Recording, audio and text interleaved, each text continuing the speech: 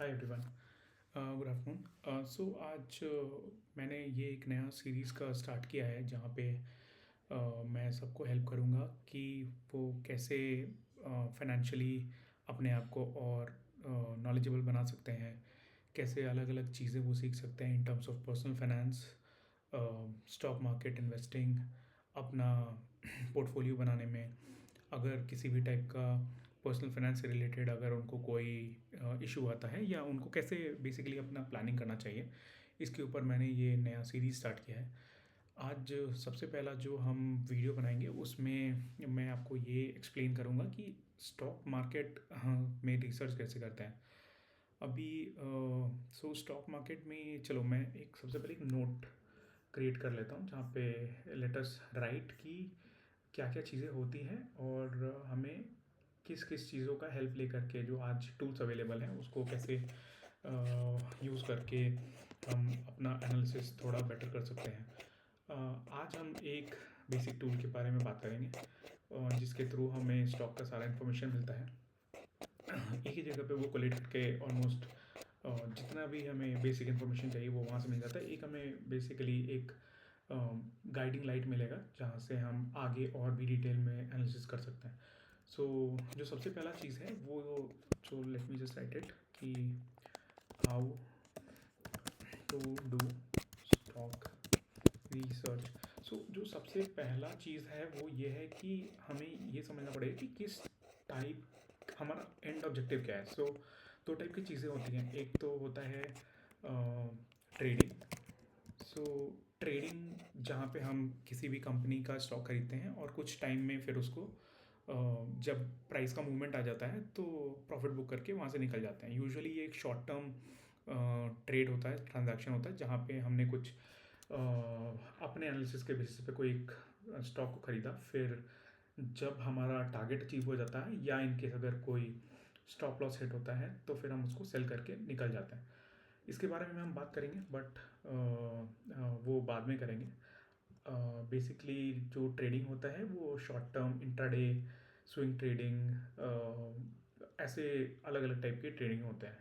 जो सेकंड है वो है इन्वेस्टमेंट्स। सो इन्वेस्टमेंट्स वो होता है जहाँ पे जो टाइम हराइजन होता है of holding a particular stock वो काफ़ी बड़ा रहता है, जहाँ पे 3 मंथ या उससे ज़्यादा टाइम के लिए अगर आप इसको होल्ड कर रहे हो। Usually investments long term investments के लिए ही टर्म को यूज़ किया जाता है, जहाँ लोग 6 महीने, साल भर या कभी कभी और भी काफ़ी टाइम के लिए इन्वेस्ट कर रहे होते हैं। बट इन्वेस्टमेंट में भी शॉर्ट टर्म इन्वेस्टमेंट और लॉन्ग टर्म इन्वेस्टमेंट अलग अलग चीज़ें आ जाती हैं। अभी जो ट्रेडिंग है वो टेक्निकल एनालिसिस के थ्रू होता है, जिसमें चार्ट्स, इंडिकेटर्स और अलग अलग टूल्स होते हैं जिसके थ्रू हम वो पूरा एनालिसिस करके अपना पोजीशन लेते हैं। और जो इन्वेस्टमेंट है वो फंडामेंटल फंडामेंटल एनालिसिस जो तरीका होता है उसके थ्रू करते हैं। फंडामेंटल जैसा कि वर्ड ही बता रहा है कि हम कंपनी के फंडामेंटल्स, उसके बिजनेस, उसका मैनेजमेंट, वो किस इंडस्ट्री में ऑपरेट कर रहा है, उसका कैसा ग्रोथ रहा है। सो बेसिकली फंडामेंटली कंपनी कैसी है, किस तरीके से परफॉर्म कर रही है, इसका एनालिसिस करके हम इन्वेस्टमेंट का डिसीजन लेते हैं। सो आज हम इसके बारे में ही जानेंगे कि ये करने के लिए जो किसी स्टॉक का इंफॉर्मेशन है वो कहाँ से हम इकट्ठा कर सकते हैं। तो जो प्राइमरी चीज़ें हैं जो एनालिसिस के लिए काम आती हैं कंपनी के डिटेल को समझने के लिए, वो कंपनी का कॉरपोरेट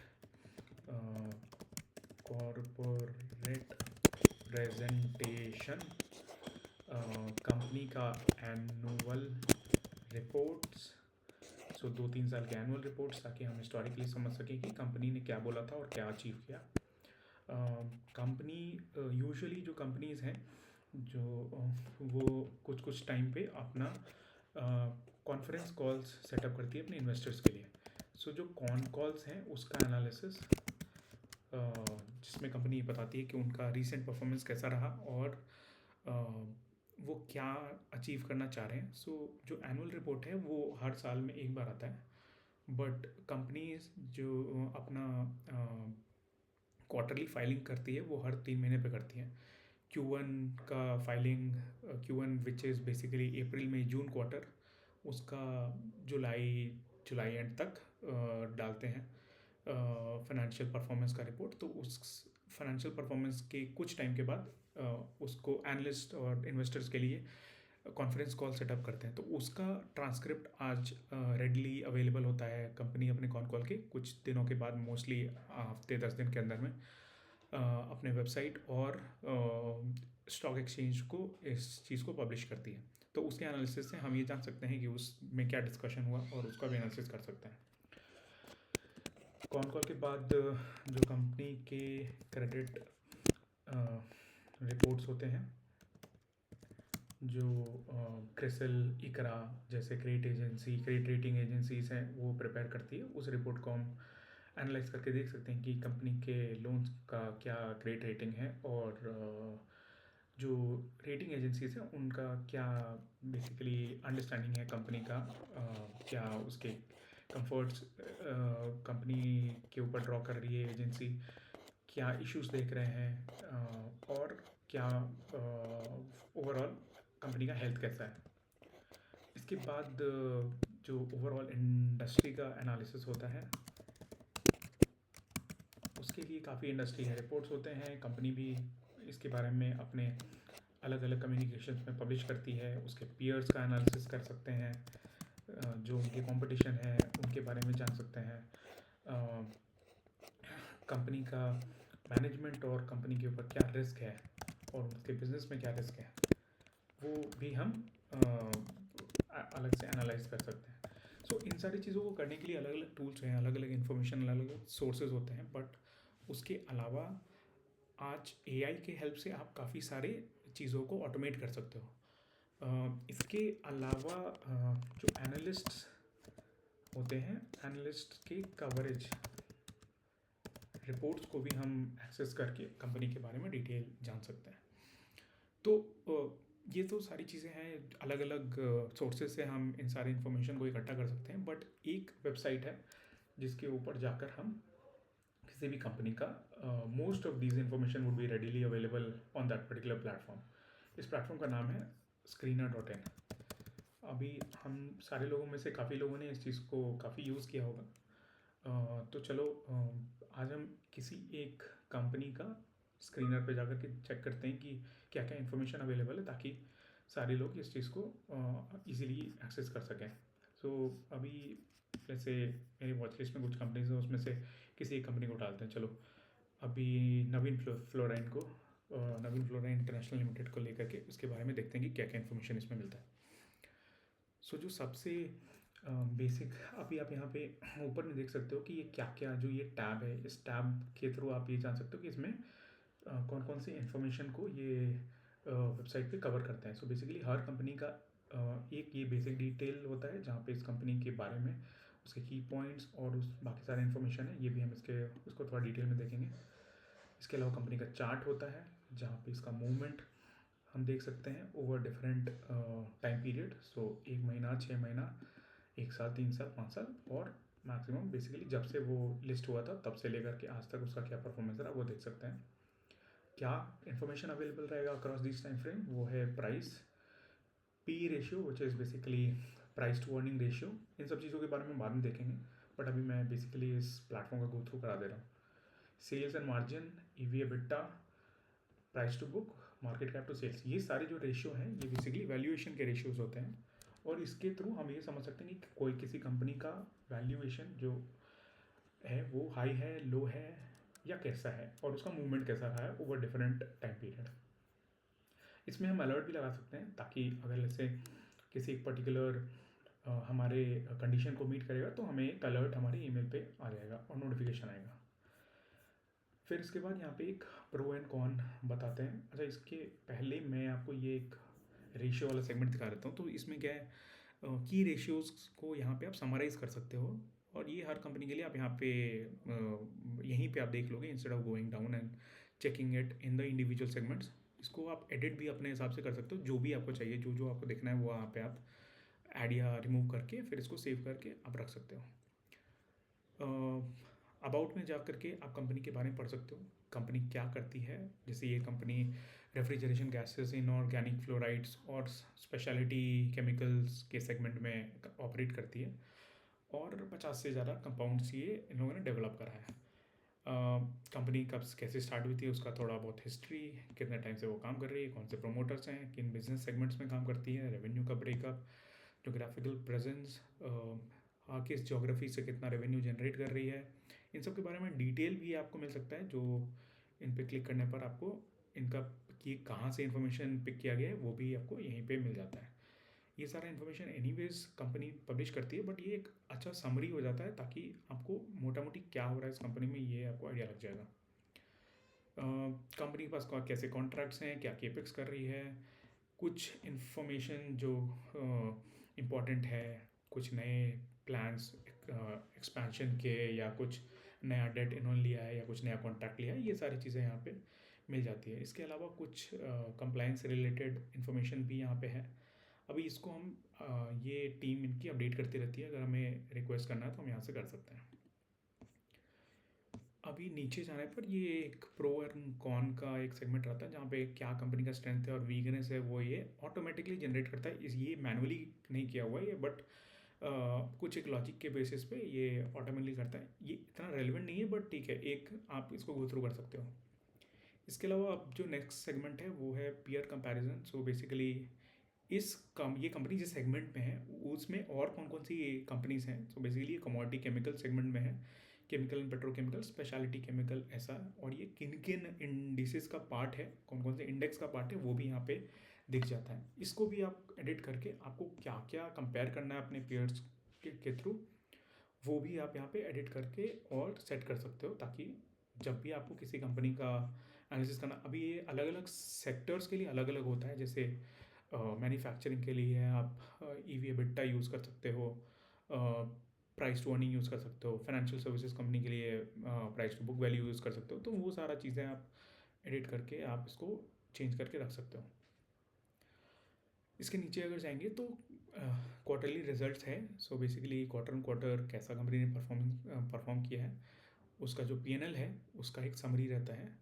आप यहाँ पे ये भी बता रहा है कि नेक्स्ट रिजल्ट इस कंपनी का कब आने वाला है। उसके बाद अगर आपको इसका डिटेल अगर पीएनएल चेक करना है या प्रेजेंटेशन चेक करना है, तो आप इस लिंक पे क्लिक करके डाउनलोड कर सकते हो और यहाँ पे जा करके इसका डिटेल देख सकते हो। कभी कभी इसमें कुछ रेशियोज़ गलत भी होते हैं, तो बट वो बहुत रेयरली होता है। तो आपको जिस भी कंपनी का आप डिटेल में एनालिसिस कर रहे हो उसको आप एक बार ज़रूर क्रॉस चेक कर लें, ताकि अगर कुछ इशू है तो उसको आप अपने एंड पे रेक्टिफाई कर लें। अभी जो ये बेसिकली इसमें सेल्स एक्सपेंस के बाद ऑपरेटिंग प्रॉफिट मार्जिन, अगर कुछ एडिशनल इनकम है थ्रू इन्वेस्टमेंट्स, या कुछ किसी एसेट का सेल हुआ है, या आपके पास कुछ लिक्विड इन्वेस्टमेंट्स हैं जिससे रिटर्न आया हो, कुछ इंटरेस्ट इनकम आया हो, वो सारा चीज़ यहाँ पे आ जाता है।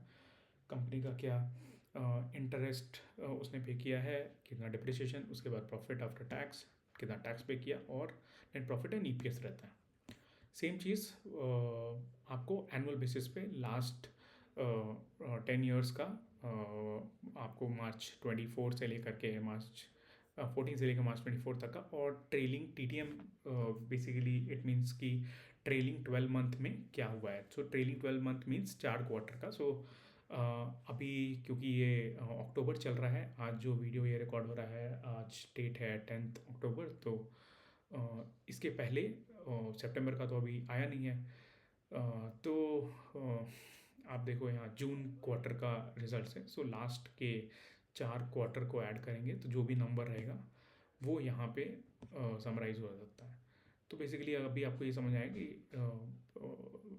मार्च 25 के बाद के एक क्वार्टर और उसके पीछे के 4 क्वार्टर का सम कैसा है, तो प्रोग्रेशन आपको समझ आता है कि इस फाइनेंशियल ईयर में कंपनी कैसा ग्रो कर रही है। फिर एक यहाँ पे समरी रहता है जहाँ पे ये बता रहा है कि सेल्स का ग्रोथ लास्ट 10 ईयर्स में कैसा रहा है, उसके लास्ट 5 ईयर्स में, लास्ट 3 ईयर्स में, और ट्रेलिंग 12 मंथ में कैसा रहा। सेम चीज़ प्रॉफिट का ग्रोथ, स्टॉक प्राइस का कैगर, और रिटर्न ऑन इक्विटी कैसा चेंज हुआ है, ये सारा कुछ यहाँ रहता है। इसके अलावा नीचे जाने पर बैलेंस शीट के फिगर्स हैं, जहाँ पे उसका net worth basically equity capital plus reserves, उसके borrowings, long term short term lease liability या किसी अदर टाइप का बोरोइंग है तो वो सारा कुछ यहाँ पे आ जाता है। टोटल लाइबिलिटी, फिक्स्ड एसेट जो भी उसके plant machinery land equipments vehicle intangibles सारे के सारे जो फिक्स्ड एसेट हैं उसका ब्रेकअप, जो ग्रॉस ब्लॉक है वो सारा कुछ यहाँ पे आ जाता है। Capital work in progress, basically company ने कितना कैपिटल अभी डिप्लॉय कर रखा है जिससे कुछ फिक्स्ड एसेट का क्रिएशन हो रहा हो, तो यूजुअली वो यहाँ पे दिखाते हैं। इससे ये समझ में आता है कि कंपनी ने कितना केपेक्स कर रखा है, और जब वो केपेक्स मटेरियलाइज होगा तो मोस्ट लाइकली कंपनी का सेल्स बढ़ेगा। अगर कुछ अनयूटिलाइज्ड उसके मशीन्स हैं या उसके प्लांट्स हैं, जब उसका यूटिलाइजेशन बढ़ेगा तो उससे भी सेल्स और प्रॉफिट बढ़ता है। इन्वेस्टमेंट्स और अदर एसेट्स, ये पूरा बैलेंस शीट का डिटेल हो गया लास्ट 10-11 ईयर्स का। Similarly cash flow operating activity, investing और फाइनेंसिंग एक्टिविटी। कंपनी के रेशियोज, बेसिकली जो वर्किंग कैपिटल के रेशियो हैं, debtor days, inventory days, payable, cash conversion cycle, working capital days और ROCE, return on capital employed. तो ये यहाँ पे रहता है। इसके इन सारी चीज़ों के डिटेल के बारे में हम बाद में देखेंगे कि इनका क्या मतलब होता है, बट ये सारी चीज़ें यहाँ रेडिली अवेलेबल है। तो जो एनालाइज करना चाहता है, जिसको जो कंपनी इसको एनालाइज करना समझ चुका है, उसको काफ़ी इजीली ये सारा नंबर यहाँ पे मिल जाएगा, instead of going through 3-4-5 years calculating modelling all this details and then calculating on themselves. इस चीज़ को आराम से यहाँ पे यूज़ कर सकते हैं, देख सकते हैं। अभी इसको AI की हेल्प से इसका क्या मीनिंग है वो भी समझने के लिए आज बहुत इजी हो गया है। तो जो हमें इन्वेस्टमेंट के लिए अपना एनालिसिस करने में 2-3 दिन लग जाते थे, इसको इजीली 1-2 घंटे में किया सकता है। वो भी मैं एक्सप्लेन करूँगा आपको आगे के कुछ वीडियोज़ में। अभी इसके नीचे कंपनी का शेयर होल्डिंग पैटर्न कैसा रहा है, सो बेसिकली प्रमोटर्स के पास क्या है, प्रमोटर्स कौन है, उसके बारे में भी यहाँ पे डिटेल आपको मिल जाता है, उसका मूवमेंट कैसा रहा है। तो जैसे यहाँ दिख रहा है कि प्रमोटर ने अपना स्टेक रिड्यूस किया है ओवर लास्ट 3-4 ईयर्स, सो 29% से रिड्यूस होकर 27% तक आया है। ये अभी क्वार्टरली है, इसको चेंज करके ईयरली भी कर सकते हैं। और ये देखिए 38% से 27% का तक रिड्यूस हुआ है। FII ने अपना परसेंटेज कैसा चेंज किया है, सो आप देखो 11% से 21% हुआ है। कौन कौन से FII हैं वो भी यहाँ दिख जाएगा।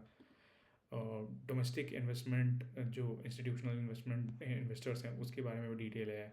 तो अभी आप यहाँ देखो, ये सारे डोमेस्टिक इंस्टीट्यूशनल इन्वेस्टर्स तो बेसिकली म्यूचुअल फंड हाउसेज हैं या कोई दूसरा फंड है, तो उनका इन्वेस्टमेंट यहाँ पे रहेगा। 1% मार्च 23 में 1.4% का स्टेक कंपनी के अंदर LIC ने लिया है, और वो इंक्रीज़ भी कर रहा है। अभी यहाँ पे कुछ रिडक्शन आया है, वो देख सकते हैं डिटेल में जा करके। बट ओवरऑल ये दिख रहा है कि 17.88% से 29.88% तक बढ़ गया है DI का भी। सो FII ने भी अपना स्टेक बढ़ाया, DI ने भी स्टेक बढ़ाया। सो इंस्टीट्यूशनल इन्वेस्टर जो हैं उनका काफ़ी इसके अंदर इंटरेस्ट दिख रहा है। एंड देन पब्लिक के पास कितना शेयर होल्डिंग है। इसके बाद का जो सेगमेंट है वो बेसिकली जो मैंने बताया आपको कि फाइनेंशियल जो डॉक्यूमेंट्स रहते हैं, जो डॉक्यूमेंट्स की फाइलिंग होती है एक्सचेंज के पास, वो सारा कुछ यहाँ अवेलेबल रहता है। तो एनुअल रिपोर्ट है अलग अलग ईयर्स का, यहाँ पे आप जाकर के सारे एनुअल रिपोर्ट्स को डाउनलोड कर सकते हो। क्रेडिट रेटिंग है, जो कॉन कॉल्स हैं जो कंपनी कॉन कॉल करती है, उसमें जो प्रेजेंटेशन वो यूज़ करते हैं वो प्रेजेंटेशन यहाँ रहता है, उसमें सारा डिटेल वो लोग दिखाते हैं। और साथ साथ उनके उस कॉन कॉल का ट्रांसक्रिप्ट भी रहता है। अभी ये ट्रांसक्रिप्ट में उन्होंने जो भी अपने एनालिस्ट के साथ जो डिस्कशन किया है, उनके क्वेश्चंस के आंसर किए हैं, वो सारा कुछ यहाँ रहता है। इसी में कंपनी अपने आगे के प्लान्स के बारे में बताती है। लोग उनसे, जो एनालिस्ट हैं उनसे पूछते हैं पुराने प्लान्स के ऊपर कितना मूवमेंट हुआ है, कितना उन्होंने काम किया है और कैसा परफॉर्मेंस है, ये सारा इन्फॉर्मेशन यहाँ पे मिल जाता है। अभी ये जो सेक्शन है इसके अंदर आप देखो, ये सॉरी, यहाँ पे सर्च में जाकर के आप बहुत सारी चीज़ें देख सकते हो। सो अगर आपको मान लो ट्रांसक्रिप्ट चाहिए, अगर जैसे कंपनी के पास ऑर्डर्स आ रहे हैं, तो आप ऑर्डर सर्च करके आप देख सकते हो। अच्छा, यहाँ पे कंपनी फाइलिंग करती है, वहाँ पे बताती है कि कौन कौन से ऑर्डर्स है, वो सारा कुछ यहाँ पे लिस्ट आ सकता है। या केपेक्स के प्लान्स हैं, सो आप अपने एनालिसिस के हिसाब से वर्ड्स यहाँ पे डाल करके देख सकते हो कि क्या ऐसा कुछ हो रहा है।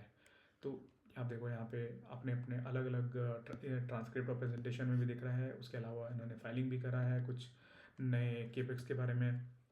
अगर आपको कुछ लीगल केस के बारे में देखना है तो आप सर्च करके देख सकते हो, अगर कुछ रहेगा तो उसके बारे में भी दिखाएगा यहाँ पे।